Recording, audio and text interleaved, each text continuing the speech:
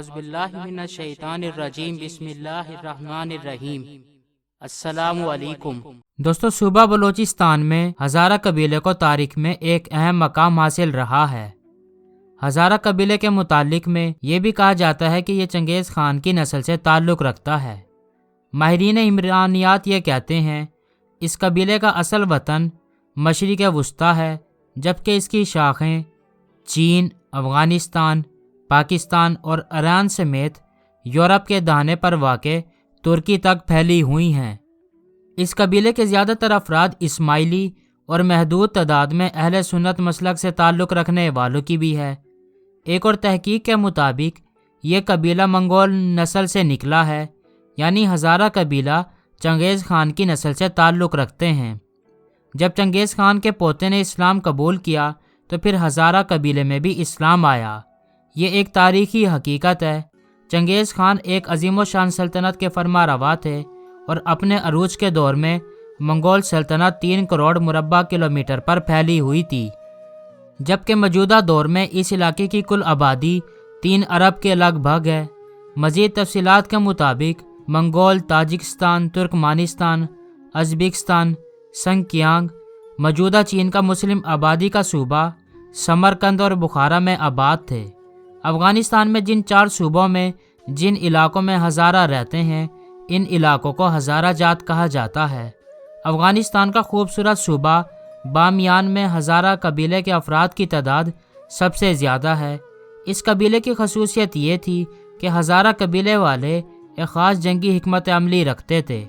یہ مختلف سمتوں میں اس طرح ٹولیوں کی صورت نکلتے تھے کہ ہر ٹولی میں سپاہیوں کی تعداد 1000 ہوتی تھی، جس سے ان کا نام بھی ہزارہ جات مشہور ہو گیا، جو بعد میں صرف ہزارہ رہ گیا۔ تاہم خیبر پختونخوا کے ہزارہ ڈویژن سے اس قبیلے کا کوئی تعلق نہیں ہے۔ فرینڈز، ہزارہ قبائل کوئٹہ کے نواح میں کیسے آباد ہوئے؟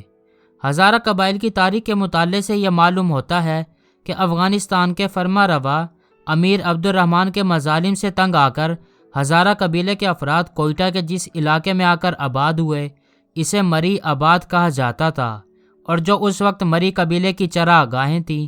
ہزارہ قبیلے کے افراد باہمت اور جنگجو تھے، لیکن افغانستان سے ہجرت نے ان کے حالات بدل دیے۔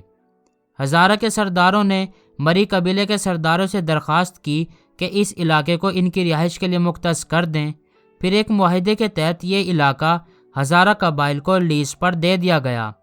بعد میں اس معاہدے کو عملی شکل دینے میں اس وقت حکمران انگریزوں نے مدد کی۔ ہزارہ قبیلے کی تاریخ سے بھی پتہ چلتا ہے کہ ہزارہ قبیلے کے افراد زمانۂ امن میں بھی سردیوں میں بلوچستان کا رخ کرتے تھے، اس لحاظ سے کوئٹہ ان کے لیے کوئی نئی جگہ نہیں تھی۔ انگریز حکمرانوں نے اپنے مفادات کے تحفظ کے لیے ہزارہ کو استعمال کیا اور ان کی حربی صلاحیتوں سے فائدہ اٹھایا، اور انہوں نے ہزارہ پائنیر کے نام سے فوج کی الگ یونٹ بنائی، جس نے کارہائے نمایاں سر انجام دیے۔ ہزارہ قبیلے کے فوجیوں کو فرانس بھی لڑنے کے لیے بھیجا گیا۔ بعد میں یہ 106 ہزارہ پائنیر کے نام سے مستقل یونٹ بن گئی۔ پائنیر کا مطلب وہ فوجی جو جنگ میں آگے آگے رہتے ہیں، رستے نکالتے ہیں اور لڑائی کے لیے راہ ہموار کرتے ہیں۔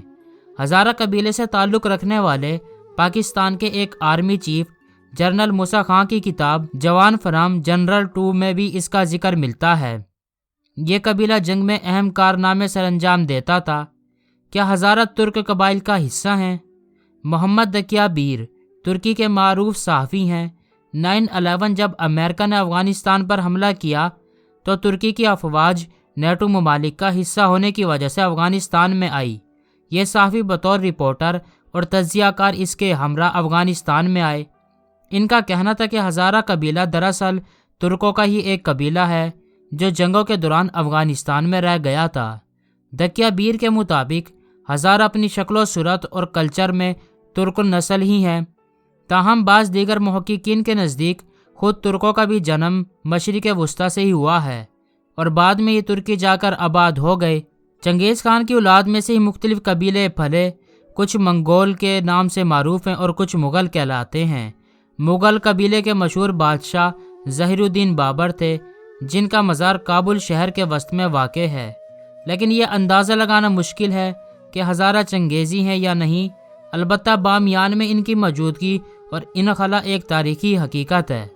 افغانستان میں خدمات سر انجام دینے والے کچھ سفارتکاروں کی رائے کے مطابق افغان سیاسی عمل میں ہزارہ قبیلے کی حیثیت کو نظر انداز نہیں کیا جا سکتا۔ پہلے کی نسبت اب ہزارہ زیادہ منظم ہیں اور اپنا مثبت کردار بھی ادا کر رہے ہیں۔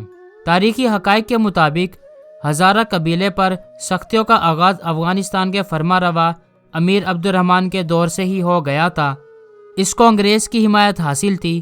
ہزارہ پر ظلم و ستم کے باوجود جب امیر عبد الرحمن کو ہزارہ سے شکست نظر آنے لگی تو اس نے مذہب کا سہارا لیا اور پھر انہوں نے چند علماء سے فتویٰ حاصل کیا کہ ہزارہ کافر ہیں۔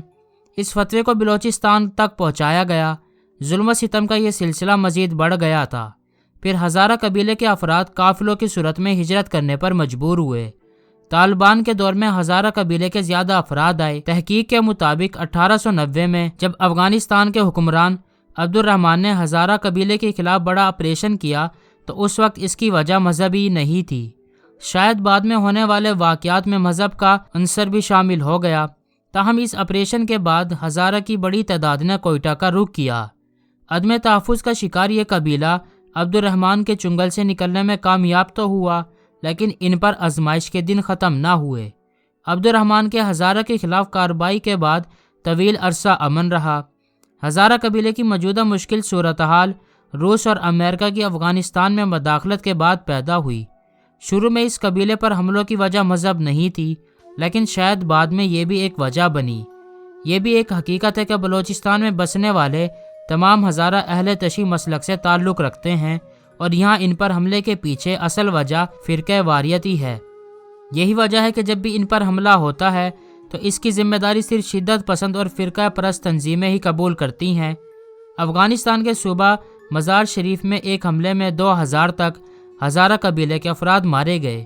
انہوں نے بتایا کہ جب امریکہ نے افغانستان میں مداخلت کی تو بون معاہدے کے تحت افغانستان میں سب قبائل کو حکومت میں حصے دار بنایا گیا، تو تب ہزارہ قبیلے کو بھی ایک اہم عہدے دیے گئے جو طالبان کو ناگوار گزرے، اور انہوں نے اس قبیلے کے افراد کو افغانستان میں، جبکہ ان کی نظریاتی حلیف گروپس نے پاکستان میں اس قبیلے کو نشانہ بنایا۔